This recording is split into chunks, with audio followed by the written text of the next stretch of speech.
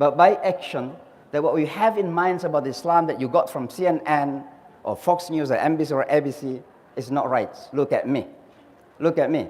And that's a real bravery. Are we courageous enough to say that if you want to see Al-Islam, look at me? You know, you can imagine, I mentioned this story many times about Donald Trump a long time ago. I'm sorry if any of you supporters of Donald Trump here, but when I met him before he became a president, and he shook my hand, he laughed, and he said, Russell Simon, who was with me, asked him, why you are laughing? He said, because I'd never imagined to meet a Muslims that can smile. So when we're sitting, we asked him, why you have that conclusion that Muslim cannot smile? He said, that's what I see on TV. Every time that I turn my TV, I saw Muslims are angry.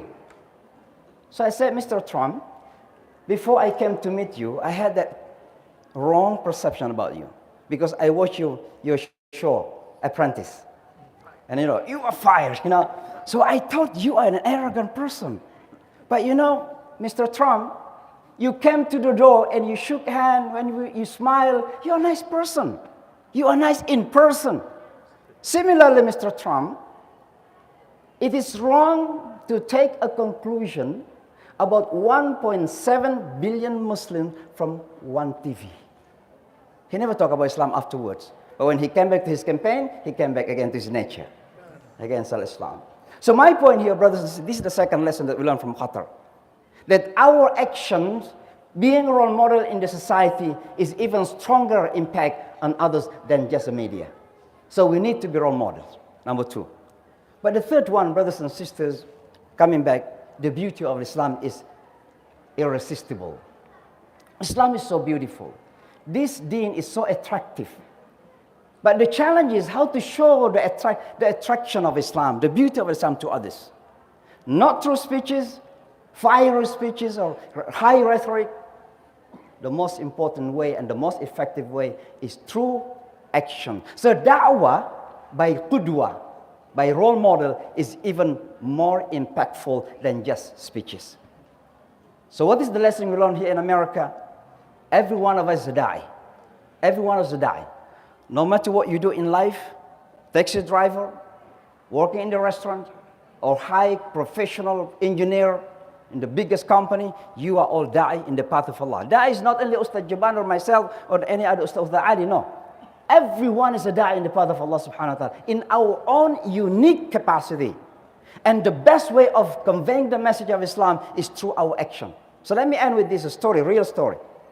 One of my friends, who is from New York here, Marble Collegiate Church on 5th Avenue and 29th Street. It's a big church. Behind that, there is Masjid al-Rahman, behind the church.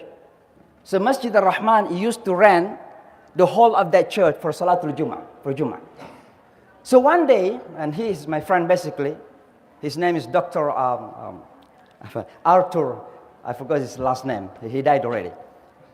The senior pastor of the church wanted to go uptown. So he stopped a taxi. Yellow cab in New York, yellow cab in New York. 67% of yellow cab drivers in New York are Muslims, South Asian particularly. So he stopped a taxi and happened to be a Muslim. So they began to talk. Because this pastor feels that he's close to this Muslim, because Muslim used to pray in his church, in the hall of his church. So he asked him, what is your name, where do you live? And the driver asked him back, what is your name, sir? He said, my name is this. Where do you live? I said, this is my house. This is my church. I said, really? I used to pray in that church.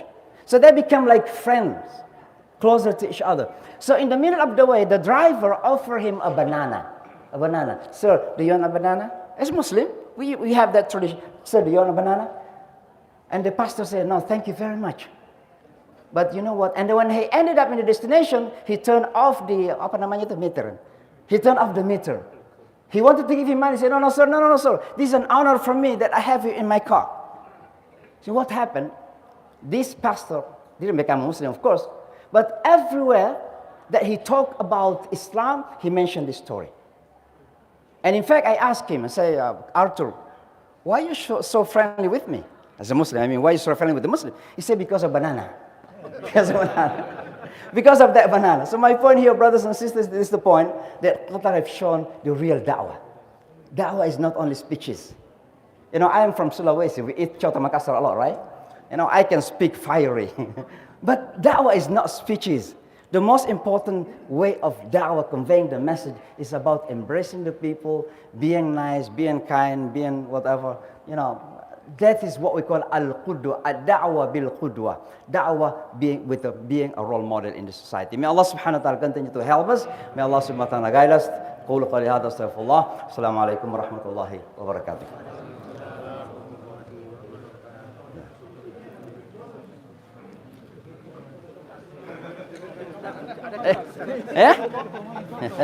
Coto. Kamu datang? Baru itu. Oh. Kalau coto susah masalah yang tadi ada dagingnya. Dagingnya nggak ada cap. Assalamualaikum Bapak Ibu semua. Tadi kita sudah insiden ya, youth ada yang coba bullying untuk Hampir ke imam waktu itu kemarin. Oh, seperti imam. Foto-foto sama Mas Rukit. Main foto-foto kan? Jadi kita harus bersama Alhamdulillah. Kapan mau kasih lagi? Tinggal di mana, Mas? Georgia. Atlanta. Tahu itu kan? Mas Edi. Yourself. Yang dari Kuwait. Yang mana tuh?